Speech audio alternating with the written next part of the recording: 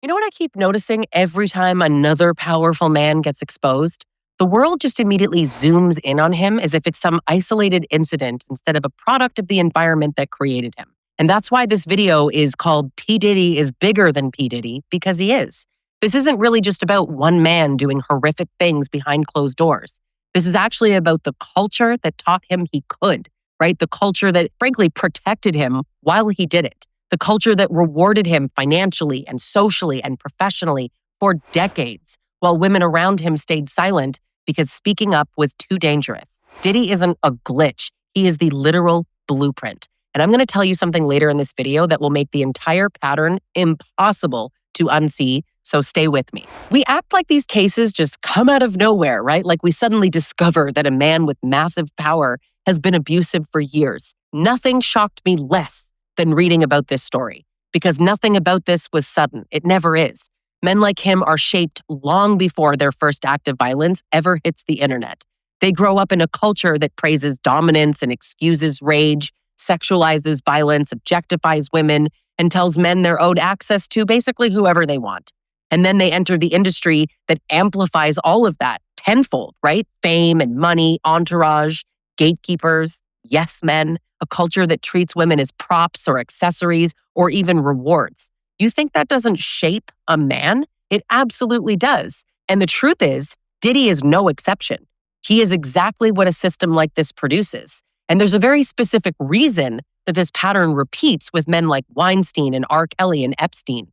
And I'll explain that piece soon because it matters so much more than people realize. Before we go deeper, let me quickly ground who I am in case you're new here. I'm Lisa Sonni. I'm a toxic and abusive relationship expert and certified coach. I help women break trauma bonds and rebuild self-worth and stop mistaking manipulation for love. Subscribe because the more you understand these patterns, the harder it is for any abusive man to ever suck you back into this world again. And trust me, what I'm about to explain will shift how you see all of this. What people don't want to talk about is this ecosystem that forms around powerful and abusive men. These men do not operate alone. They build teams and networks. They build loyalty in ways that make it almost impossible for victims to speak up, let alone be believed. Weinstein had enablers. R. Kelly had enablers. Epstein had enablers. Diddy wasn't some lone predator in a vacuum. He was surrounded by people who saw him as a business asset. People who frankly benefited from staying quiet, right? People who didn't want to risk their place, their money, or their comfort. When a man reaches that level of power, silence is a survival strategy, right? For everyone around him. It's not just the victims. And later in this video, I'm going to tell you the single most dangerous part of that silence. And that's why the reaction when Cassie came forward was so telling. It was so telling. Because let's be honest, Cassie wasn't some random nobody. She had money. She had a brand. She had her own career. She wasn't some woman crawling out of the shadows trying to get famous of a lawsuit, which is exactly how people are trying to brand her. The idea that she wanted money is laughable. She could have earned money 1,000 safer ways than going up against one of the most powerful men in the entertainment industry. And the fact that people still said it, they still claimed that she lied and claimed that she waited for a payout, tells you everything about how this culture treats the women who speak up. And I want you to notice something here because it's actually very important later. The louder the woman's truth, the louder the misogyny becomes. The culture doesn't just doubt her, it punishes her for disrupting a man's image. People literally watched the footage of him assaulting her.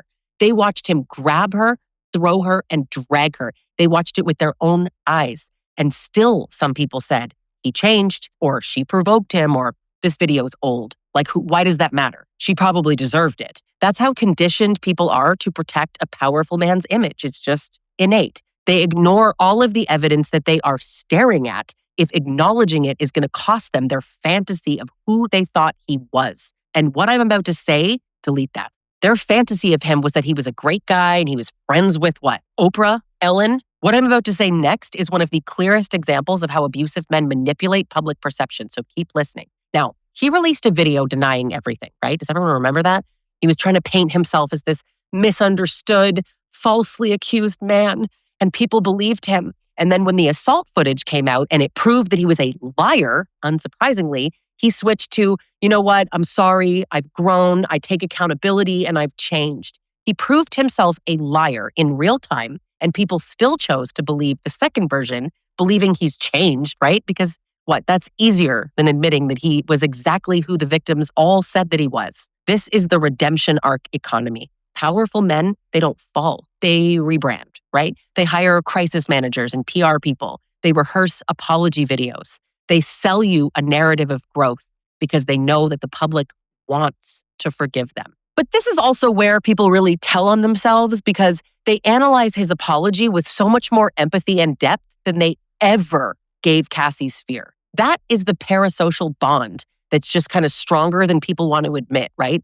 People defend him not because they know him, but because, you grew up with his music.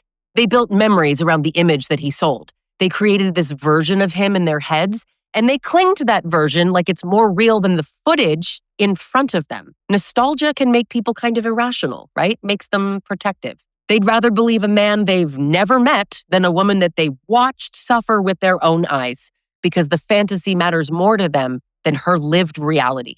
And here's the piece that I told you that I'd come back to, okay?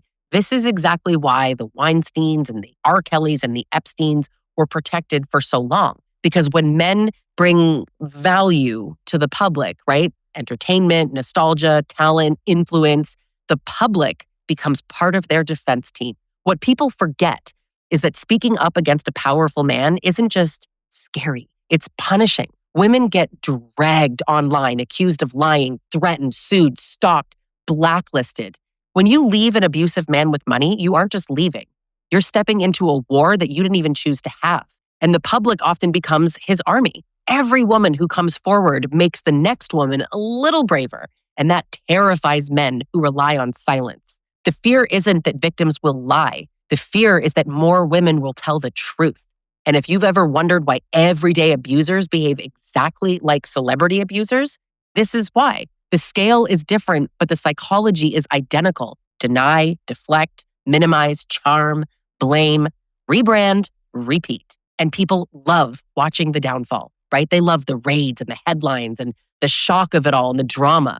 But nobody wants to talk about the rise. Nobody wants to talk about the decades where the warning signs were visible and obvious, right? The rumors were loud. People knew. The victims were whispering and in some cases shouting. The people around him maybe were a little uncomfortable. But what did everyone choose? Money, proximity, or silence over accountability. You even look at this big excuse that men make of like, well, it was civil court, as if that's somehow different. Oh, she only went to civil court because she wanted money. No, the burden of proof is a little bit different. Maybe if the criminal court system weren't set up to make sure that abusive men get away with it, there wouldn't need to be a secondary system. Women are desperate to hold men accountable, so sometimes they want to hit them where it hurts. And it's not because they want the money. And Cassie is a perfect example. She didn't need the money. She wanted some form of accountability. And what's wild is, why do so many men not also want accountability? You watched it happen. Why do we not want the accountability as a whole? All of this selective outrage is just part of what protects men like him, right? His downfall is like a spectacle instead of what it should be, which is a reckoning. The rise, that's where the real story lives. Now, I'm going to tell you what that rise always has in common, no matter the man. But let's talk about the industry, because they didn't just ignore it. I would say that the industry actually really profited from it, right? They packaged his volatility as vision. His aggression was leadership. His entitlement as his brand? People will literally mythologize a man's cruelty before they're ever just going to call it exactly what it is. This is why abuse flourishes in the entertainment industry. It's good for business. Men like him bring money and attention, right? They bring a public spectacle. The abuse isn't like a little glitch in the system. It's the system rewarding the men who thrive in it.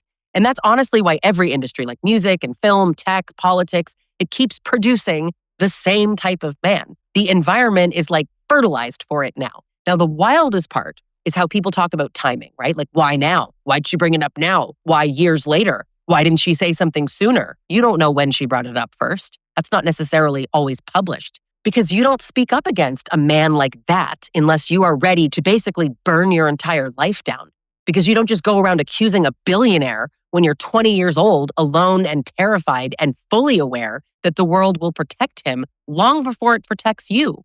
We don't create the environment for women to come forward. We call them liars. We call them gold diggers. We tell them they deserved it. We tell them they wanted it, right? They get blacklisted and threatened, discredited, humiliated, and frankly destroyed publicly.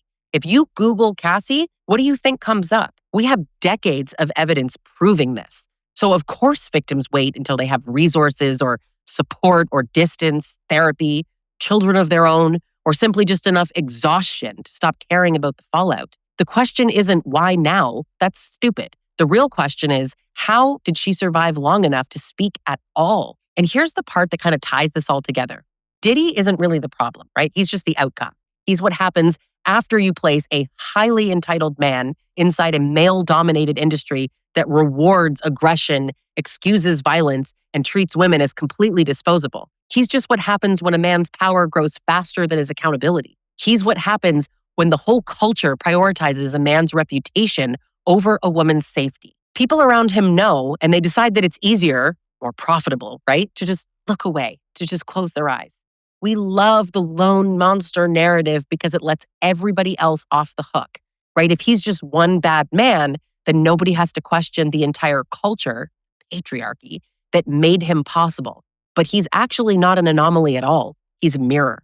And most people don't want to look at what's being reflected back to them. Men like him exist because the environment nurtures them and elevates them. It acts as a shield. And then we all pretend to be shocked when the truth comes out. Not women though, right? And here's the thing that I was talking about earlier, the most dangerous part of all of this. Men like him don't fall because the system fails them. They fall because the system finally decides that he's a liability. And that's the truth that people don't want to face, right? The rise of men like him, it is so predictable. Like we've seen it a million times. You could replace his name with like half a dozen others and the story would still make sense. That's the point. We don't live in a world where abusive men are rare. We live in a world where they're produced and protected and really like polished up, right? Until their violence becomes impossible to hide. And even then, so many people still don't care. Now, if this hit home for you because you've seen this dynamic in your own life, you know, the charming ex, the man everyone believed, the social circle that protected him, the accusations that you made that nobody listened to, book a private session with me. I help women rebuild after abuse in a world that still doesn't know how to protect them. And if you want more truth like this, subscribe and tell me in the comments what part made the most sense to you.